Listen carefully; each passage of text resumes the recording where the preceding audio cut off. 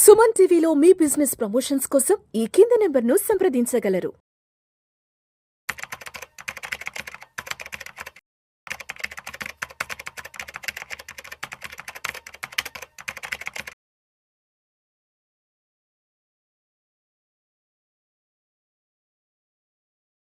నమస్తే, welcome to Vishnu talks.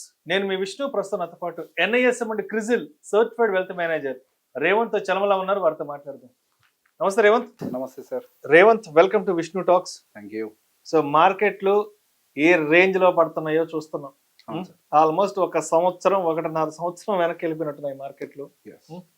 అయితే చాలా మంది ఈ స్టాక్స్ లో ఇన్వెస్ట్ చేసే ముందు తెలిసిన వాళ్ళు చెప్పారేనో, పక్కింటి వాళ్ళు చెప్పారనో, లేదంటే మా ఫ్రెండ్ చెప్పాడనో, లేదంటే మా ఆఫీస్లో కొలీగ్స్ ఇన్వెస్ట్ చేస్తున్నారు అని చెప్పి ఏవో కొన్ని రకాల స్టాక్స్, కొన్ని రకాల రికమెండేషన్స్ ఫ్రెండ్స్ దగ్గర నుంచి, తెలిసిన వాళ్ళ దగ్గర సరదాగా ఫోన్లో మాట్లాడేసి తీసుకుంటారు. అరే నేను కూడా ఇంత అమౌంట్ పెడదాం అనుకుంటున్నాను, ఒక 50 లక్షల రూపాయలు, 4 స్టాక్స్ ఉంటే చెప్పేచ్చు కదా అంటారు. సరే, మొత్తానికి ఈ మధ్య కాలంలో చాలా మంది అలా ఇన్వెస్ట్ చేశారు. ఇప్పుడు సిచ్యువేషన్ ఏంటంటే, ₹1,00,000 పెట్టిన వాళ్ళకి 70-80 వేలు వైపౌట్ అయిపోయి మొత్తానికి 10,000 15,000 ఎంతో మిగిలినాయి అంట చాలా మంది చెప్తున్నారు. ఏంటి అసలు మార్కెట్లోకి రావాలి అంటే తప్పనిసరిగా తెలుసుకోవాల్సిన ఏంటి? ఇప్పుడు లాస్ట్ 6 months నుంచి జరుగుతున్న ఈ మార్కెట్ ఫాల్ నుంచి కొత్తగా మార్కెట్లోకి వచ్చిన వాళ్ళు అర్థం చేసుకోవాల్సింది ఏంటి? ఇక్కడ తెలుసుకోవాల్సింది ఏంటి? ఇక్కడ ఏం చేస్తే మనం ఉండగలుగుతాము, ఏం చేయలేకపోతే మనం ఉండలేము అనే దాని గురించి ఏం చెప్తారు?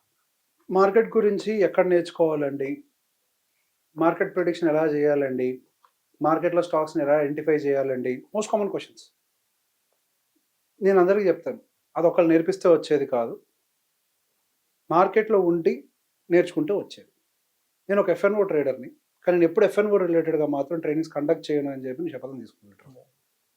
నేను ఎప్పుడూ చేయను. ఎందుకనంటే మార్కెట్లో ఉన్నవాడిగా ఒక ట్రేడర్గా నాకు తెలుసు అది ఎంత కష్టమైన పనో. అది ఒకటి నేర్పిస్తే వచ్చేది కాదు. స్వతహాగా మనం మార్కెట్లో టైం స్పెండ్ చేస్తూ, చదువుకుంటూ, ఎక్స్పెరిమెంట్ చేస్తూ కొద్దిగా నేర్చుకునే సబ్జెక్ట్. ఇప్పుడు అది కాస్త ఎట్లా వెళ్ళిపోయింది అని అంటే, మార్కెట్ నిండా పుట్టగొడుగుల్లాగా అడ్వైజర్లు వెలిసారు. విపరీతంగా పుట్టగొడుగులు. అడ్వైజర్ అన్న వర్డ్ కూడా వాడే హక్కు లేదు ఎవరికి. అసలు వాడకూడదు. వాడే హక్కు లేదు. As per the SEBI rule ప్రకారం అడ్వైజర్ ఆ పదం వాడకూడదు. ఎవరు కూడా స్టాక్ రికమెండేషన్ ఇవ్వకూడదు. ప్యూర్లీ ఇల్లీగల్ యాక్టివిటీ అది. రీసెంట్గా నాకు వస్తున్న కాల్స్ చూస్తుంటే అసలు నాకు ఎట్లా రియాక్ట్ అవ్వాలో కూడా అర్థం కాదు. విపరీతంగా లాస్ట్ 2-3 సంవత్సరాల రిటర్న్స్ వచ్చేసరికి ప్రతి ఒక్కళ్ళు స్టాక్ మార్కెట్లో వారెన్ బఫెట్కి కో బ్రదర్ అయిపోయారు, రాకేష్ జుంజన్ వాళ్ళకి తమ్ముడైపోయారు. ఇక నాకు మించిన వాళ్ళు లేరు. అంటే 22, 23, 24 ఆగస్టు వరకు వచ్చిన రిటర్న్స్ అంతే. అవి చూసి నాకు తిరుగులేదు. స్టాక్ మార్కెట్లో నాకు మించి సంపాదించే మగాడు లేడు అని చెప్పి వాళ్ళు సంపాదించిన రూపాయిని స్క్రీన్ షాట్లు వాళ్ళ పక్కన ఆఫీస్ కొలీగ్స్ వాళ్ళకి చూపించేసరికి ఏమీ తెలియని అమాయకులు, స్టాక్ మార్కెట్ అంటే స్పెల్లింగ్ కూడా తెలియని వాళ్ళు, నిన్నటి వరకు స్టాక్ మార్కెట్ అంటేనే గ్యాంబ్లింగ్ అని భయపడే వాళ్ళందరి చేత కూడా డబ్బులు పెట్టించారు. కొంతమంది ఫోన్ చేసి, సార్ పర్సనల్ లోన్ తీసుకున్నాను సార్, నాకు చెప్తుంటే చేతులు ఉడుకుతున్నాయి వాళ్ళ గురించి. పర్సనల్ లోన్ తీసుకున్నాను సార్, పర్సనల్ లోన్ తీసుకొని నేను స్టాక్స్లో పెట్టాను సార్, ఇదేంటి సార్ ఇట్లా పడిపోతుంది, నేను ఎట్లా కట్టాలి సార్ ఇప్పుడు లోన్? ఎందుకు పెట్టారండి అంటే, మా అమ్మాయి పెళ్ళికి డబ్బులు పనికి వస్తాయని ఆశతో పెట్టాను సార్. ఎవరు చెప్పారండి అని అంటే, మా కొలీగ్స్ చెప్పారు సార్. ఇంకొక ఆయన ఫోన్ చేసి, ఊర్లో నాది బట్టల షాప్ సార్, నా దగ్గరకు వచ్చాడు, స్టాక్స్లో పెట్టాను సార్, బట్టల షాప్ సార్. ఎందుకు పెట్టారు అని అంటే, చిన్న పల్లెటూరు ఆయన, మండలాలు, చిన్న మాకు తెలిసిన ఒక అబ్బాయి సాఫ్ట్వేర్ ఇంజనీర్ సార్, చదువుకున్నాడు కదా అని చెప్పాడు సార్. చదువుకున్నాడు కదా అని చెప్తే పెట్టాము సార్. ఇప్పుడు ఏం చేయాలి సార్, మా పరిస్థితి ఏం అర్థం కావట్లేదు సార్, మేము ఏం చేయాలని అర్థం. అసలు వీళ్ళందరికీ నాకు ఒక పాయింట్ అర్థం కావట్లేదు. నువ్వు చదువుకున్న సబ్జెక్ట్ సాఫ్ట్వేర్ ఇంజనీర్ అయితే నువ్వు గొప్పడివి, దాంట్లో నువ్వు expert, there is no doubt. దాంట్లో తోపు తురుము నువ్వు అంతే. అందులో నీకు పోటీ కూడా నేను రాలేను. మార్కెట్ పని ఇది కాదు. ఈ రోజు నువ్వు చేసిన ఒక ఎదవ అడ్వైజ్ వల్ల అక్కడ ఒక కుటుంబం రోడ్డు పాలవుతుంది. అక్కడ 4 ప్రాణాలు ఉన్నాయి. అక్కడ నీ పని ఏంటి? నీ వరకు నువ్వు ఇన్వెస్ట్ చేసుకో, నీ చేతులు నువ్వు కాల్చుకుంటావు, కాల్చుకో. ఈ కాల్చుకునేది ఎంత దూరం పోయిందో ఇంకొక మాట చెప్తా. ఈ ట్రేడింగ్ సంబంధించి కూడా చాలా మంది టూ మచ్గా ఇది చేయటము, ఈ యూట్యూబ్ ఛానల్స్లో మార్కెట్ అంటే పడితే లెగుస్తుంది, డబ్బులు సంపాదించగలుగుతాం, తొక్క తోటకూర అని చెప్పి కొన్ని కొత్తిమీర కట్టాలంటే కార్యక్రమాలు ఏదో పెడుతూ ఉంటారు. ఎవడు చెప్పాడు పడితే లెగుస్తుందని? ఎవడు చెప్పాడు? మార్కెట్ లెగుస్తుంది కానీ నువ్వు కొన్న స్టాక్ గా లెగుస్తుందని గ్యారంటీ ఏంటి? ఇది పాయింట్. మార్కెట్ ముందుకెళ్ళొచ్చు, 80,000కి వెళ్ళొచ్చు, 90,000కి వెళ్ళొచ్చు, 1,00,000కి కూడా పోవచ్చు, బట్ పడ్డ మన స్టాక్ లెగుస్తుందని గ్యారంటీ ఏంటి? నేను ఫోన్ చేసి నాకు చెప్పినప్పుడు స్టాక్స్ కొనొద్దు, నేను దగ్గరికి వచ్చే క్లయింట్ ఎవరైనా స్టాక్స్ అని అంటే ముందు అది అమ్మేసిన అడిగిరండి అని చెప్తాను. నేను తట్టుకోలేను. రేపు వాళ్ళు ఫోన్ చేసి నన్ను స్ట్రెస్లోకి తీసుకెళ్తాను. ఆ అమ్ముకున్న దగ్గర రండి అని చెప్తాను. స్టాక్స్ ఉంటే నేను స్టాక్స్ ఉన్న వాళ్ళ జోలికి నేను పోనండి అని చెప్తాను. సో బేసిక్గా ఏమవుతుంది, మార్కెట్ పడితే లెగుస్తుంది, మార్కెట్లో పెట్టుబడి పెడుతూ ఉంటే లెగుస్తుంది, కింద పడే కొద్ది యావరేజింగ్ చేయాలి. అరే నిఫ్టీ 50 కంపెనీలే ఎన్నో వస్తూ ఉంటే పోతూ ఉంటాయి. వారం క్రితం బ్రిటానియా, బీపీసీఎల్ నిఫ్టీ 50 నుంచి బయటికి పోయినాయి. చిన్న కంపెనీలు ఇవి, పెద్ద పెద్ద కంపెనీలు అవన్నీ. చాలా మంది చెప్తుంటారు, నేను విన్నాను, ఇది యావరేజ్ చేయాలి. యావరేజ్ అంటే ఎక్కడ యావరేజ్ చేయాలి, ఎప్పుడు యావరేజ్ చేయాలి, ఎంత పడితే యావరేజ్ చేయాలి? ఎగ్జాక్ట్లీ. యావరేజ్ చేయడం ఏంటి అసలు? దీనికి ఒక లాజిక్ ఉందా? యావరేజ్ చేయాలి అని అంటే కంపెనీ ఫండమెంటల్గా స్ట్రాంగ్ ఉండాలి, కన్సిస్టెంట్గా గ్రోత్ ఉండాలి, దానికి ఎకానమీ ఫేవర్ చేయాలి. ఎటు బుల్ రన్ వస్తే అటువైపుగా ఏ స్టాకులు పెరిగితే ఆ స్టాకుల వైపుగా పెట్టుకుంటూ వెళ్తే పిఈ రేషియోలు చూడడం, ఫండమెంటల్స్ చూడడం, ప్రైస్ టు బుక్ చూడడం, వాళ్ళ ఎర్నింగ్స్ చూడడం, వాళ్ళ క్యాష్ ఫ్లోస్ చూడడం, పెట్టుకుంటూ యావరేజ్ చేసుకుంటూ పోతే డబ్బులు ఎందుకు వస్తాయి? అందరూ పెరిగిన స్టాక్స్ గురించి మాట్లాడతారు, పెరగని స్టాక్స్ గురించి ఎందుకు మాట్లాడారు తెలుసా? చెప్పుకుంటూ పోతే వాడి వీడియో లెంత్ కూడా సరిపోదు, అన్నీ ఉంటాయి పెరగని స్టాక్స్. వరద వచ్చినప్పుడు, మొన్న విజయవాడలో వరద వచ్చింది తెలుసు కదా, సెప్టెంబర్ 1st వీక్ ఇల్లంతా బురదతో ఇంత లోతు బురద నిండిపోయింది. వరద వచ్చినప్పుడు ఏమొస్తుంది? బురద వస్తుంది. ఇన్ ద సేమ్ వే పెద్ద బుల్ మార్కెట్లో బుల్ ర్యాలీ వచ్చినప్పుడు చెత్త ఎక్కువ వస్తుంది పైకి, ఆపరేట్ చేస్తారు. ఎందుకంటే అప్పుడు సెంటిమెంట్ పాజిటివ్గా ఉంటుంది కాబట్టి ఆపరేట్ చేసి మరి స్టాక్స్ని పైకి లేపే వాళ్ళు ఉంటారు. నువ్వు వాటిని చూసి అవి హీరోలు అనుకుని వాటిల్లోకి ఎంటర్ అయితే, వాస్తవానికి మార్కెట్ మొత్తాన్ని నడిపేది గట్టిగా చెప్పాలంటే ఇన్ని స్టాక్స్, దాదాపుగా 4,000 స్టాక్స్ మార్కెట్లో ఉంటే నడిపేది ఇన్నే. గట్టిగా చెప్పాలంటే మొదటి 100 కంపెనీలు నడుపుతాయి, ఇంకా గట్టిగా చెప్పాలంటే మొదటి 50 కంపెనీలు నడుపుతాయి స్టాక్ మార్కెట్ మొత్తాన్ని. నిఫ్టీ 50దే మొత్తం మార్కెట్ క్యాప్ అంతా కదా.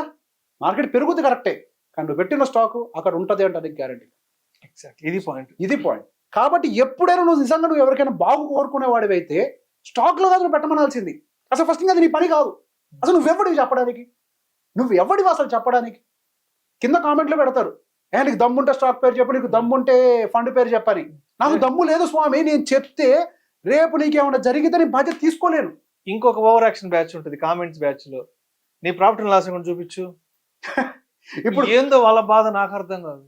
ఇప్పుడు బేసిక్ గా అసలు ప్రాఫిట్ అండ్ లాస్ అకౌంట్ చూపించడం as per the SEBI rules ప్రకారం కరెక్ట్ కూడా కాదని నాలెడ్జ్ లేని కామెంట్ బ్యాచ్. ఎగ్జాక్ట్లీ, అది చూపిస్తే తీసుకుపోయి లోపలికి వస్తారు నన్ను, అది తీసుకుపోయి లోపలికి వస్తారు నన్ను. అవతల వాళ్ళ అంటే ఇలా ఆన్ కెమెరాగా ప్రాఫిట్ అండ్ లాస్ అకౌంట్ చూపిస్తే తీసుకెళ్లి లోపలేస్తారు అన్న తెలియని అజ్ఞానులు, మూర్ఖులు ఉంటారు. That is the problem sir. ఇప్పుడు తెలియకపోతే తెలుసుకోవడంలో ఏ ప్రాబ్లం లేదు. తెలియకపోయినా కానీ ఇప్పుడు కొంతమంది చేస్తారు. నేను రీసెర్చ్ చేశాను, నేను డెప్ట్ ఫండ్స్ గురించి విపరీతంగా వాదించాను. కరెక్ట్గా మార్కెట్ ఫాల్ కంటే ముందు డెప్ట్ పెట్టండి అని గొప్పగా సలహా ఇచ్చావు, డెప్ట్ పెట్టమని అని చెప్పి. నువ్వు అని చెప్పొచ్చావులే బోడీ. అరే మీరు బాగుండాలి అంటే ఏదన్నా మంచి విషయం చెప్తే డైజెస్ట్ చేసుకో తీసుకుని లేదు. ఇప్పుడు బుల్ రన్ లో ఉన్నప్పుడు పరిగెట్టుద్దనే చెప్పాలి వాళ్ళకి. నెక్స్ట్ మార్కెట్ లో ఈ ప్రమాదం ఉంది అని చెప్తే వినరు. మార్కెట్ పడుతుంది అని చెప్పామంటే యాక్సెప్ట్ చేయరు, మనస్సాక్షి ఒప్పుకోదు. సార్ ఇప్పుడున్న సినారియోలు ఎన్ని కుటుంబాలు అల్లాడిపోతున్నాయనంటే ఒక్కొక్క పాయింట్ మార్కెట్ పడుతూ ఉంటే గుండెలు బద్దలైపోతున్నాయి ఒక్కొక్కడికి. అంటే వాళ్ళ మైండ్ లో ఏముందో అదే జరగాలి, మనం అదే చెప్పాలి. వాళ్ళు ఏమనుకుంటున్నారో మార్కెట్ కూడా అలానే మూవ్ ఆన్ అవ్వాలి. వాళ్ళ ఎక్స్పెక్టేషన్స్ కి అపోజిట్ గా మార్కెట్ వెళ్తే ఒప్పుకోరు. కానీ ఇక్కడ వాస్తవం ఏంటంటే మార్కెట్ గణించి ఇంతకు ముందు చెప్పాను, ఇప్పుడు 100 సార్లు చెప్పుంటాను ఇదే కెమెరా సాక్షిగా, ఇదే సుమన్ టీవీ సాక్షిగా. ఇప్పుడు దాకా మీరు చూసిన మార్కెట్ వేరు, ఇక బోను మీరు చూడబోయే మార్కెట్ వేరు. ఇంతకు ముందు వచ్చింది బుల్ రన్. మార్కెట్ ఎప్పుడు బుల్ రన్లోనే ఉండదు. మార్కెట్ స్ట్రక్చరల్ సైకిల్లో ఎక్కువ కాలం ఉంటుంది. ఎప్పుడో ఒక్కసారి మాత్రమే బుల్ రన్ వస్తుంది. మిడ్ క్యాప్ స్మాల్ క్యాప్లు జాగ్రత్త అనే మాట మనం పదే పదే చెప్తున్నాం. నిజంగా నువ్వు అంటూ ఒక అడ్వైస్ ఇవ్వాలి అని అంటే మ్యూచువల్ ఫండ్లో పెట్టమని చెప్పు. అక్కడ ఒక మేనేజర్ ఉంటాడు పైన, వాడు కాపాడటం ప్రయత్నం చేస్తాడు. ఇప్పుడు 82% ఆఫ్ ద స్టాక్స్ 25% కంటే ఎక్కువ పడిపోయినాయి. 25% కంటే ఎక్కువ. చాలా స్టాక్స్ 50%, చాలా స్టాక్స్ 70-80% పడ్డాయి. ఏ స్టాక్స్ పడ్డాయి అని అంటే 50 కంటే ఎక్కువ ప్రీవియస్గా ఏవైతే మీరు అందరూ బులిష్ సినారియోలో ఉన్నారో అయ్యే పడ్డాయి. అవే పడ్డాయి 50% కంటే ఎక్కువ. సో బేసిక్గా ఈ పని మనది కాదు, అన్ని పనులు మనకి కాదు. ఇంకో పాయింట్ కూడా చెప్తాను, నేను ఒక సీరియస్ ఎఫ్ఎన్ఓ ట్రేడర్ని. ఒక ఎఫ్ఎన్ఓ ట్రేడర్ కంటే బెటర్గా టెక్నికల్ అనాలిసిస్ చేయలేరు ఎవరు, కానీ స్టాక్స్ కొన్నాను. నేను ఎప్పుడు స్టాక్స్ కొన్నాను, నేను వాళ్ళందరికీ అదే చెప్తాను. అసలు ఎప్పుడు కూడా మీ మధ్య నా మధ్య స్టాక్ ఒక 2 నిమిషాలు కూడా అసలు స్టాక్ మాటే రాదు. అసలు ఇప్పుడు డిస్కస్ చేసుకోలేదు. ఇక్కడ పాయింట్ ఏంటి అని అంటే, నాకు టెక్నికల్ అనాలిసిస్ వచ్చినా నేను ఫండమెంటల్ అనాలిసిస్ చేస్తా, టెక్నికల్ అనాలిసిస్ చేస్తా, ఎకనామిక్ అనాలిసిస్ చేస్తా. ఎకానమీ నెక్స్ట్ ఎటు పోద్దో కూడా నేను చాలాసార్లు ప్రిడిక్ట్ చేసి చెప్పింది ఉంది. ఇన్ని నాకు వచ్చినా నేను దాని జోలికి పోను. ఇక్కడ నేర్చుకోవాల్సిన లెసన్ ఏంటి అని అంటే, మనకు వచ్చిన ప్రతి పని మనం చేయడం కాదు, అది మనకు అనవసరమైన పని. మనం ఎందులో ఉండాలి అందులో ఉంటే చాలు. పెద్ద పెద్ద ప్లేయర్స్ లాంటి పిఆర్ సుందర్ అవ్వచ్చు, షారిక్ సుధీర్ అవ్వచ్చు, వీళ్ళందరూ మ్యూచువల్ ఫండ్స్ కొనుక్కుంటారు సార్. బెస్ట్ ట్రేడర్స్ కదా వాళ్ళందరూ. మరి ఎందుకు మ్యూచువల్ ఫండ్ కొంటారు? ప్రతి పని మంది కాదు. ఒక ల్యాప్టాప్ ముందు ఒక పక్కన ఇంకో స్క్రీన్ పెట్టుకుని ఇక్కడ వర్క్ చేసుకుంటూ నువ్వు చూసే గూగుల్లో అది R&D కాదు. గూగుల్లో కనిపించేది R&D అని ఏ దరిద్రుడు చెప్పాడు? వాడు చదువుకున్నాడేనా?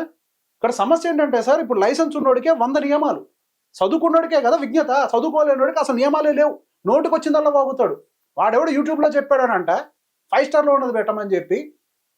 వాడు చదువుకున్నాడైతే ఎట్లా చెప్తాడు ఆ మాట? సెబీ క్లియర్ గా రాసి పెట్టింది కదా, 5 star rating is not a promise for the future returns అని. It's not a parameter. It is not a parameter రాసింది కదా. మరి ఎక్కడ చదువుకున్నారా నువ్వు? మార్కెట్ పడితే ఖచ్చితంగా లెగసీ వాళ్ళందరినీ కాపాడుతుందని ఎవరు చెప్పాడు రా? ఎవడు చెప్పాడు? అసలు ఫ్యాక్ట్ షీట్ చదవాలి అన్న విషయం నువ్వు చెప్పావు ఎప్పుడైనా? ఫ్యాక్ట్ షీట్ చదవడం నేర్పించావు నువ్వు ఎప్పుడైనా? అసలు నీకు వచ్చి తగల పడతాయి కదా. నీకు తెలిసిందంటే 5 స్టార్ రేటింగ్, గూగుల్ నాలెడ్జ్ గడివి. జీవితాలు నాశనమేనే కదా ఇప్పుడు. జీవితాలు నాశనం చేసి పెట్టావు కదా. ఎంతకాలం పట్టుద్ది అంటే ఎవరికి తెలుసు ఎంతకాలం పట్టుద్దో. ఇంకా చెప్తారు ధైర్యం, మార్కెట్ పడితే లేస్తుంది, నీ బొంద లేస్తుంది. మార్కెట్ పడితే లేస్తుంది, స్టాకులు లేవు, ఇంకా స్టాక్స్ లో పెట్టమని చెప్తారు ఏదో కొంతమంది. ఇప్పుడు ఏం చెప్తారంటే సింపుల్ గా డిస్క్లైమర్, ఎక్స్పర్ట్స్ అయితేనే నాలెడ్జ్ ఉన్నోళ్ళతో పెట్టండి అని అంటే, ప్రతి ఒక్కరికి ఆశ ఉంటుంది కదా. నీ ఎక్స్పర్ట్ నాలెడ్జ్ ఉందని కూడా చూడరు, ఆశతో పెడతారు. సామాన్యులు మనం అందరం.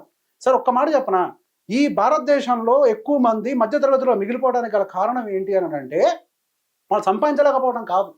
సంపాదించడం అందరం సంపాదిస్తాం. ఒక 25,000 20,000 అటో ఇటో ఉంటుందేమో జీతాలు, అంతే. తప్పులు చేయడం అసలు పేదరికంలో వస్తుంది. ప్రతి మనిషిని గుండె మీద చేసుకొని ఆలోచించమనండి, వాళ్ళ జీవితంలో ఇంతకుముందు చేసిన తప్పులే వాళ్ళని పేదరికంలోకి వస్తుంది. ఫాలోవర్స్ ఉంటే, యూట్యూబ్ ఫాలోవర్స్ ఉంటే వాడు అడ్వైజర్ అంట. మరి మిగతా వాళ్ళందరూ చదువుకున్న వాళ్ళందరూ ఎవరో నాకు తెలియదు. మరి సెబీ ఎందుకు ఇంత వ్యవస్థను తయారు చేసి RILని, రీసెర్చ్ అనలిస్టులని మరి ఎందుకు తీసుకొస్తుందో నాకు అర్థం కావట్లేదు. కానీ మరి ఒక RIL లైసెన్స్ సంపాదించాలి అని అంటే ఎంత టైం పడుతుందో వాళ్ళకి తెలియదు, ఎంత కష్టమో వాళ్ళకి తెలియదు, ఎంత స్క్రూటినీ ఉంటుందో వాళ్ళకి తెలియదు, ఎంత ఆడిటింగ్ చేస్తారో వాళ్ళకి తెలియదు. ఇంత స్ట్రాంగ్ బాడీని పెట్టి వాళ్ళ దగ్గరికి పోకుండా ఎవడో యూట్యూబ్లో ₹10 వ్యూవర్షిప్ కోసం చేసేవాడిని పట్టుకొని నేను యూట్యూబ్లో చెప్పేవాడిని, కానీ నా ప్రొఫెషన్ ఇది కాదు. That is the difference. We are just educating. Yes, we are just educating. This is not my source of income. Yes, we are just educating people. Yes, that's it. ఇది మంచి, ఇది చెడు, అంతే. ఇంతవరకు ఇవాళ ఇలా ఉంది అంతే, రేపు ఇలా ఉండొచ్చు అని చెప్పడానికి కూడా మనకు రైట్ లేదు. ఆ రైట్ కూడా మనకు లేదు. ఆ రైట్ కూడా మనకు లేదు. ఇవాళ జరిగింది మాత్రమే ఎవరైనా మాట్లాడగలరు. ఏదైతే రేపు మార్కెట్ లో ఎలా ఉండబోతుంది అనేది ఎవడు చెప్పలేడు. పోర్ట్ఫోలియో కన్స్ట్రక్షన్ ఎలా ఉండాలో చెప్పగలుగుతాం, ఇన్ని బాండ్స్ కొనుక్కోండి అని చెప్పగలుగుతాం, మేబీ ఎకానమీ ఇట్లుందని చెప్పగలుగుతాం. చాలా మంది సరదాగా కామెంట్లలో బొక్కలే, ఇవాళ మార్కెట్ గురించి ఎవడన్నా చెప్తాడు, రేపు ఎట్టుంటుందో ఎల్లుండి ఎట్టుంటుందో చెప్పండి. నేను గవ్వలేసి వ్యాపారం చేస్తున్నానా? మార్కెట్ ని ఎకానమీ ఎట్టుంటుందో చెప్పగలుగుతా. ప్రాబ్లం ఏంటో తెలుసా సార్? ఇప్పుడు మీరు చెప్పిన పాయింట్ చూసారా? This is called dependency. ఒకడి మీద డిపెండ్ అయ్యి వాడు ఏం చెప్తాడో విని నేను అక్కడ పెట్టాలనుకుంటున్నాను కాబట్టే నువ్వు నష్టపోతున్నావు. నీకు నువ్వుగా చదువుకొని ఇప్పుడు నేను ఒక బేసిక్ నాలెడ్జ్ ఇస్తున్నాను, ఎకానమీ ఎందుకు ఇట్లా జరుగుతుందో ప్రతిదానికి రీజనింగ్ ఇస్తున్నాను.